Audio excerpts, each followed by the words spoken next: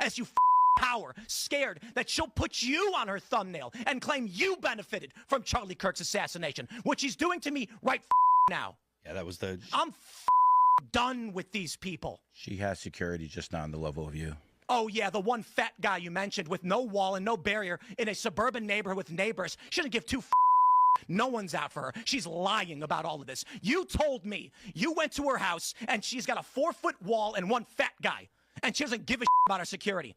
Meanwhile, I get bullets fired at my property, and I have to go live in the middle of nowhere. And I got strangers coming up to my house in Maryland, breaking in.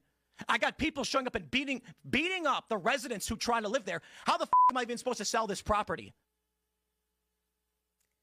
So there's a lot to unpack there. First and foremost, what you are seeing right there is on a display of testosterone. Men that speak to women like this are not tough guys, okay? What you are seeing is actually a display of estrogen. Everything he is doing there is somebody who is not a man. He is not tough, and he would never dare to speak to a man like that, right? People that find that very easy. Secondly, Tim Pool doesn't even have the intellect to understand that we put him in the thumbnail because he accused me in a full episode with Milo Yiannopoulos, which we showed and contextualized, of being someone who benefited from Charlie Kirk's assassination. So he thinks he's being accused. No, you accused me of that in like a actually, I think it was 2-hour episode with Milo Yiannopoulos, in which Milo defended me and explained that I am not to blame for the lame excuses that the feds have given us regarding Charlie Kirk's assassination. And that if we do need to have some spiritual searching in terms of what the Republican Party has become, that the time for that is now. Okay. So this little, and I really like, he's a small person for this, a very small person who is also theatrical, Timothy Smollett, who pretends every year like people are trying to kill him. He's a chronic fence sitter, okay, pretending like he is braving the wilderness for being what? The 110,000th person who's making a video about Candace Owens in the wake of Charlie Kirk's assassination. He thinks he's pioneering that. Are you out of your mind? It's only the safest thing you can do. What's next? Is he going to make a video and call Kanye West anti-Semitic?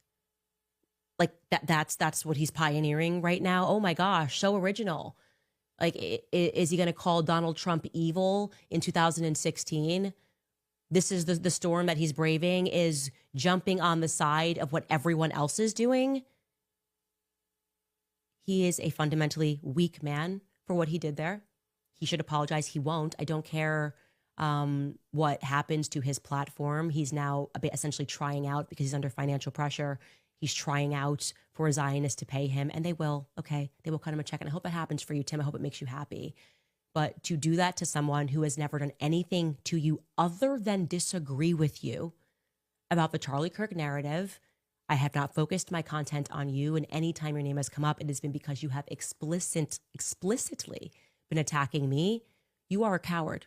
You are less than a man.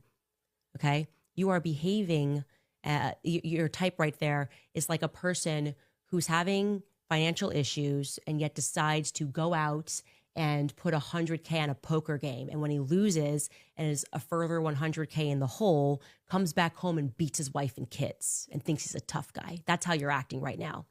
I'm not your wife.